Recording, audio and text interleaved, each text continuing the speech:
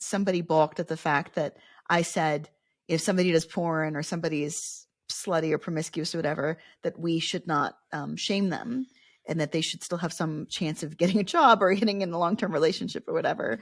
And somebody said, why shouldn't you shame them? So should we bring back slut shaming in order to help women protect themselves better? Louise.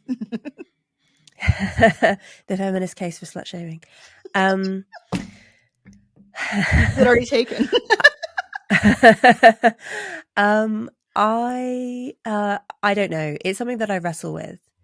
The thing about talking about sexual cultures and cultures in general, which is really difficult and a lot of people struggle to wrap their heads around, is sometimes things can be good for individuals but bad at scale, right? Yeah. So I know I am able personally to sort of wrap my head around the idea that, I don't personally slut shame. Do you know what I mean? Yeah. Because but I also recognize the fact that if we are going to have if we're going to disincentivize the kind of behavior that hurts individual women and also contributes to a culture that is bad for other women, right? So if you have a culture of casual sex is fine for the disagreeable slutty women who enjoy it, but it's not good for the agreeable prudish women who don't. Who are like and there are more agreeable prudish. Yeah. Exactly.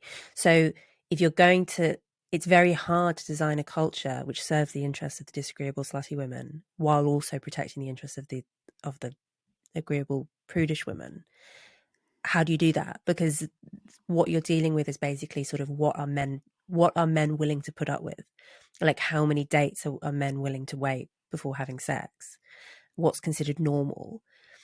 Because the agreeable prudish women are going to be sort of strongly bound by what's considered normal. So it may be that actually the only way of sustaining a sexual culture where people wait for a period that is more acceptable to the majority of women is by shaming the women who don't want to wait. I hope that that's not true, but I do recognize that that's the case, which doesn't necessarily mean, burning women as witches or any of this. Yeah. But I think it's not possible for everyone to always have their choices affirmed all the time. I talked to a controversial law professor on this platform, Amy Wax, who really endorsed slut shaming. And she said, when she was in high school, nobody had sex and it didn't do anybody any harm. And if they did have sex, they were incredibly quiet about it. And yeah, I mean, she fully endorsed slut shaming. And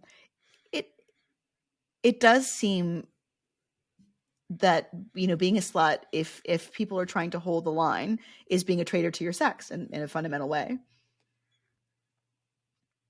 Yeah, I've read her on this, and I think she's she's a very compelling writer. Yeah, I mean, one of the things that I've read her writing on, which is very interesting because she was sort of there at the time, is the fact that it used to be you go on a date and the default was no. Like, the expectation was that you would not be having sex. And now the expectation is that you probably will be. And so all of a sudden, these agreeable prudish women, i.e. most women, are having to be on the defensive in that negotiation process.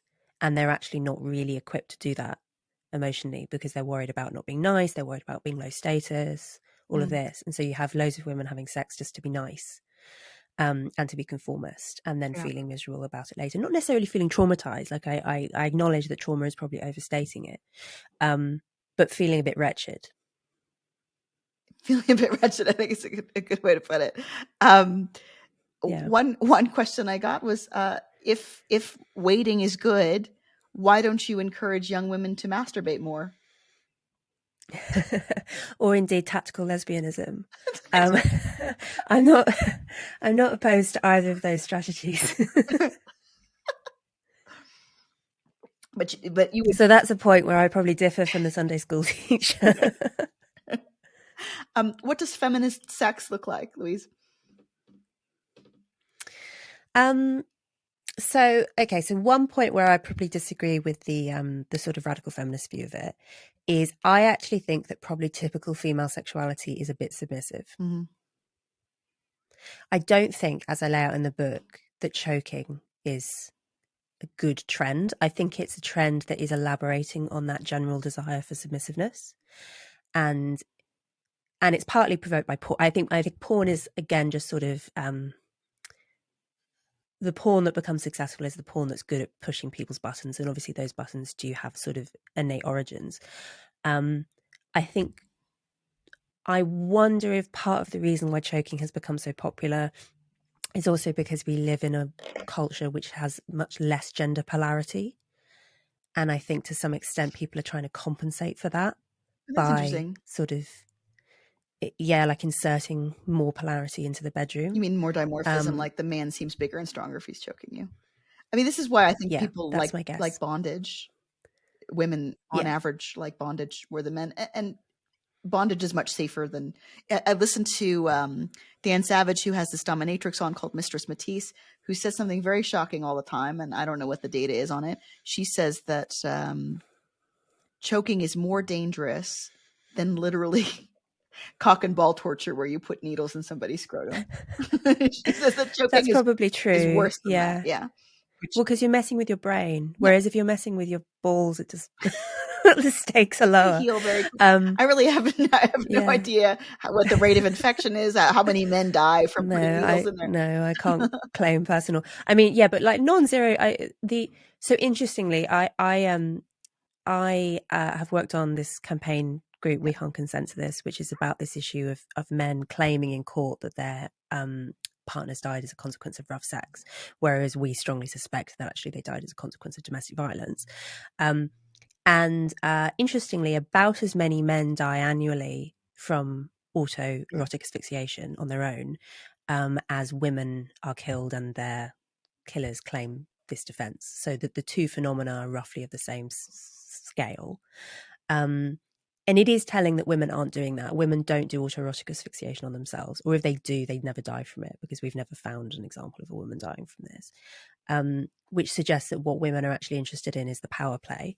And yeah, also conveniently, it's potentially a good way of making choking seem low status. Like you're asking your boyfriend to choke you because he's a skinny soy boy, and you're trying to like insert a sense of masculinity into the occasion. I do think that might be part of what's going on. But going back to this thing about feminist sex, I'm not completely uncomfortable. I accept the fact that female sexuality probably does involve a degree of submissiveness. I think absolute egalitarianism in the bedroom is probably not what people want. But I also think that there should be limits placed on that. And I think, for instance, a stigma on choking is one of them. Because, I mean, it is potentially dangerous. It is potentially dangerous in the sense of potentially inducing brain injury. Mm-hmm. Like if you pass out from choking, you've suffered at least a minor brain injury. It's not a good idea to do this stuff. I don't think that actually it's easy to kill someone from choking accidentally, because you actually need to be putting quite firm pressure on their neck for sort of 3 minutes minimum. And, people are not dying accidentally during Brazilian Jiu-Jitsu, for instance. Like it seems to actually be quite hard to kill people accidentally doing this. I think what's going on is actually these women are being killed deliberately, and their killers are then able to rely on greater cultural acceptance of BDSM to spin this narrative that it was all just a sex game gone wrong, which is why I think the defense shouldn't be available in law. But that's like one example of why when you normalize this kind of stuff, it has quite severe downstream consequences. Another of which, more common, is that women are getting choked without being asked in advance because it's become so normal, and they find it really frightening. Like if you suddenly get choked by a Tinder date that you basically don't know from Adam, that's really scary because you might think he's murdering you. Yeah. Right. So it's not unreasonable for women to object strongly to that kind of experience, which is a consequence of the fact that this is now being inserted into the sexual script as just a normal thing to do in bed. So I think that I think we can say simultaneously that women wanting in general to be a little bit submissive is okay, but that things like normalizing quite extreme violence like choking is not okay.